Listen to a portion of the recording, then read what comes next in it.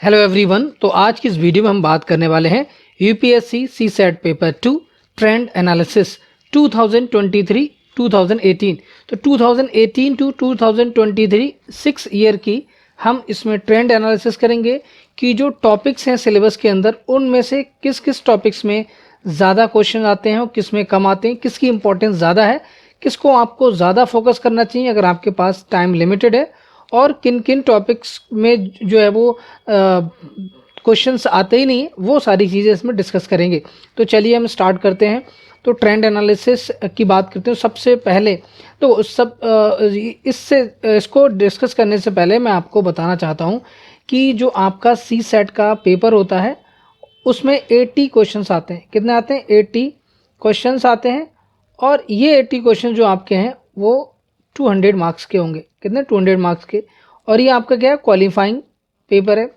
ठीक है, qualifying paper. तो सबसे पहला जो एरिया है वो है कंप्रहेंशन का। तो कंप्रहेंशन 2018 में 26 आउट ऑफ 80 क्वेश्चंस। तो आप यहाँ लगा सकते हैं 26 डिवाइड बाई 80 इंटू 100 परसेंटेज निकाल सकते हैं कितनी होगी, है ना। तो ये 5-4, तो ये आपका आ जाएगा लगभग 32.5% के आसपास इसका वेटेज था। परसेंटेज में अगर बात करूँ तो 33 मान लो आप, है ना। तो 33 इसका थोड़ा सा ज़्यादा हो जाएगा क्योंकि यहाँ 30 आ गया।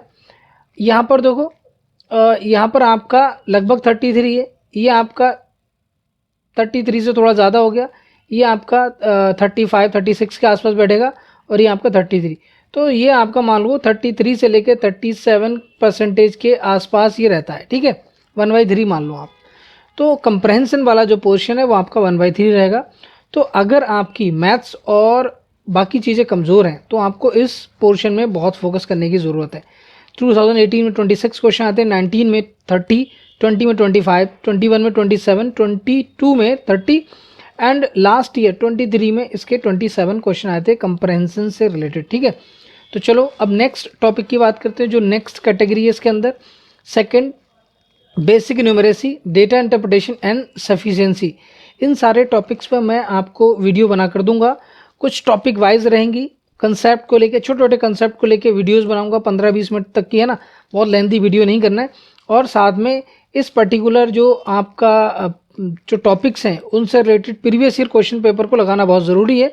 तो उन क्वेश्चंस को मैं ज़रूर कवर कराऊंगा 2023 से 18 तक। आप मान लो ये लास्ट 6 ईयर के मैं क्वेश्चन उसमें डिस्कस करूंगा, तो उन वीडियोस को भी आप ज़रूर देखें। देखो अब यहाँ पर 2018 में ये कितना था? 18 था। फिर 2019 में 25, 20 में देखिए 43। ठीक है, इसमें जो फ्लक्चुएशन वो बहुत ज़्यादा है। फिर 25 कर दिया उन्होंने, 29, और लास्ट ईयर 35 समझ रहे हो आप? कितना हो गया? 35 आउट ऑफ 80 निकालना है आपको, है ना। इसकी अगर परसेंटेज अगर आप निकालोगे तो ये परसेंटेज कितनी आ जाएगी? 5-4, लगभग 45% के आसपास, है ना। 44-45 के आसपास आएगी।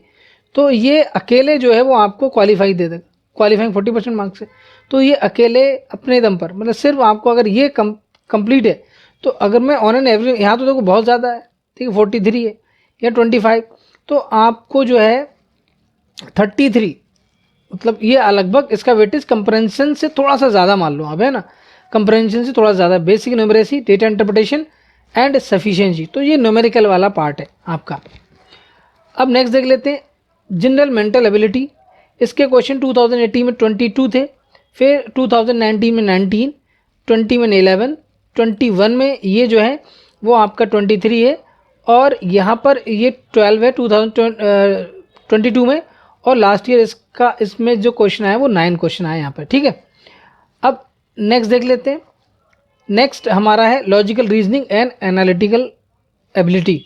2018 में ये 3 क्वेश्चंस आए हैं, 2019 में 4 हैं, 2020 में 1 है, एंड 2021 में ये 3 है, 2022 में ये 9 है, और उसके नेक्स्ट ईयर मतलब लास्ट ईयर 2023 में ये अगेन कितने 9 क्वेश्चंस यहाँ से आए। सिर्फ आप इन दोनों चीज़ों को फोकस करो, ये आपका मैथमेटिकल पोर्शन है। ठीक है, अगर इन दोनों को ऐड करोगे तो ये क्वेश्चन आपके कितने रह रहे हैं? 40 क्वेश्चन के आसपास ही रह रहा है। तो ये अकेले आपको 50% मार्क्स बना के दे रहा है।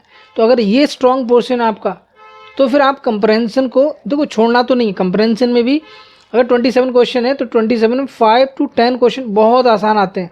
एक बार आप रीड करोगे तो आप इजी वाले उसमें से कर सकते हो, तो छोड़ना नहीं चाहिए आपको, है ना।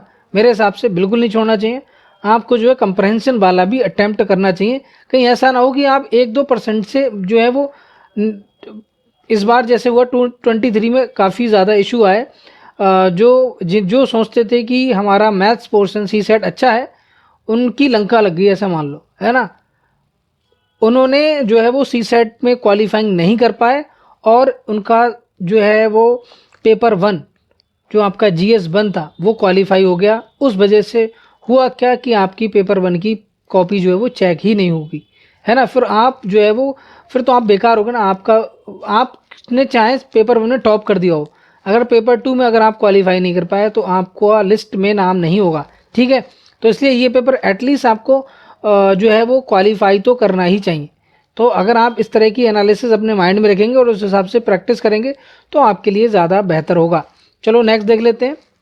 अब देखो इंग्लिश लैंग्वेज एंड कंप्रहेंशन, तो ऊपर वाला जो कंप्रहेंशन है, ये नीचे वाला इंग्लिश लैंग्वेज से ये कंप्रहेंशन नहीं आते हैं। ऊपर वाला उसमें पॉलिटी और जो करंट अफेयर इश्यूज होते हैं उससे रिलेटेड कंप्रहेंशन आते हैं, ठीक है। अब next decision making and problem solving, इससे शुरू में जो 2018 में 11 क्वेश्चन थे, 19 में 2 क्वेश्चन, 20 में एक भी नहीं आया, 21 में जो है वो 2 क्वेश्चन आए थे और 22-23 में एक भी क्वेश्चन यहाँ से नहीं आया है, ठीक है। अब नेक्स्ट जो interpersonal skills including communication skill, इससे अभी तक एक भी क्वेश्चन नहीं है, बट ये आपका सिलेबस में इंक्लूडेड है। तो आपको देखो प्रोबेबिलिटी के हिसाब से तो आपको इसको तैयार नहीं करना चाहिए, लेकिन यूपीएससी में अगर सिलेबस में तो पूछ सकते हैं वो। यहाँ पर जिस तरह से अगर आप पहले का देखें बेसिक न्यूमरेसी, उसमें कितना फ्लक्चुएशन किया, 25 से सीधे 43। अगर 18 से कंपेयर करेंगे तो वो डबल से भी ज़्यादा है। 2018 के कंपेरिजन में 20 का देखें तो डबल से भी ज़्यादा पेपर है वो, है ना। डबल 2.5 टाइम्स के आसपास निकलेगा वो। तो ऐसा भी होता है। तो आपको जो है वो अगर ऐसा पेपर एकदम अचानक से आ जाए, मान लो आपने तैयार करके नहीं गए, डिसीजन मेकिंग प्रॉब्लम सॉल्विंग आ गई, तो आपको एकदम पैनिक नहीं होना है। ऐसे टाइम पे आपको जो है वो थोड़ा सा ध्यान से, मतलब ध्यान से क्या, आपको अपने ऊपर कॉन्फिडेंस होना चाहिए और आप उसी तरह से आपको पेपर सॉल्व करना चाहिए। फिर आप टेंशन ले लोगे एग्ज़ाम में, अगर आप प्रेशर क्रिएट कर लिए अपने ऊपर तो फिर बहुत दिक्कत हो जाएगी, फिर आप जो है वो चीज़ों को सॉल्व ही नहीं कर पाएंगे, ठीक है। तो जो आपको आता भी होगा वो भी आप नहीं कर पाएंगे, ठीक है। तो आई होप कि ये जो वीडियो की एनालिसिस थी वो आपको समझ आई होगी। वीडियो कैसी लगी आप मुझे कमेंट में लिखकर ज़रूर बताइएगा। और अगर आपने अभी तक सब्सक्राइब नहीं किया तो मेरे चैनल को सब्सक्राइब करिएगा, लाइक और वीडियो को शेयर करना मत भूलिएगा। नेक्स्ट वीडियो मिलते हैं, तब तक के लिए bye, take care. I am Atiq Ahmad, signing of.